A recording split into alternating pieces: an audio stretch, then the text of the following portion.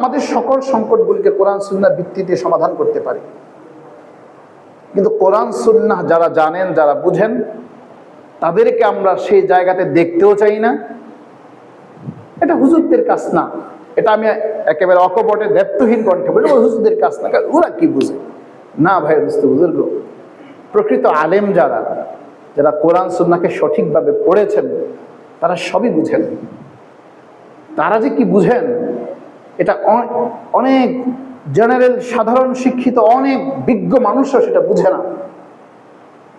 আর যার কাছে সাধারণ শিক্ষাও আছে, কোরআন সুন্নাহ শিক্ষাও আছে, সে তো সোনাই সুহাগা, তার সামনে উভয়টাই আছে।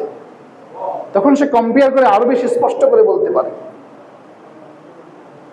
আসুন মেরে বসতে ভাই দোস্ত, আমরা এই সংকটের এই সময়টাকে মোকাবেলা করার জন্য আমাদেরকে 3টা পদ্ধতি অবলম্বন করতে হবে। কয়টা পদ্ধতি বলেছি? কয়টা পদ্ধতি অবলম্বন করতে হবে? 3টা। 1 নম্বর পদ্ধতি হচ্ছে, প্রথম আমাদের যে কাজটা করতে হবে এই সংকট মোকাবেলার জন্য, সেটা হচ্ছে আমাদের সকলকে ধৈর্যশীল হতে হবে। এবং এটা একটা সংকট, এটা মাথায় ঢুকিয়ে নিতে হবে যে একটা সংকটের মধ্যে আমরা আছি। এটা যেমন দায়িত্বশীলদের মাথায় নিতে হবে, তেমন আমরা সর্বসাধারণ যারা আছে আমাদেরকে মাথায় নিতে। একটা সংকট, বিশ্বজুড়ে সংকটটা তৈরি হয়েছে, আর এই সংকটটা মানুষের তৈরি। এটা এমন না যে প্রাকৃতিকভাবে হয়েছে বা আল্লাহ গজব ঢেলে দিয়েছে, এমন না, এটা আমাদের হাতের তৈরি। কারণ আমরা যা করছি সবই আমাদের হাতের কামাই। এজন্য আগে মাথায় ঢুকাতে হবে ধৈর্যের সাথে যে সংকট তৈরি হয়েছে। 2 নম্বর কাজ, এই সংকটকালীন সময়ে অসৎ উপায়ে অর্থ উপার্জনটাকে মনে করতে হবে এটা আমার জন্য, আমি আগুন সংগ্রহ করছি, এটাকে বাদ দিতে হবে। অবৈধ উপায়ে অর্থ উপার্জন এটা সম্পূর্ণভাবে বাদ দিতে হবে। যে বস্তু সংকট দেখা দিচ্ছে বা যেই জিনিসের সংকট দেখা দিচ্ছে, এটাকে আপনি আরো বেশি সংকট ঘনীভূত করলেন, কৃত্রিমভাবে এটাকে আরো বেশি করে দিলেন, না, এটা করা যাবে না।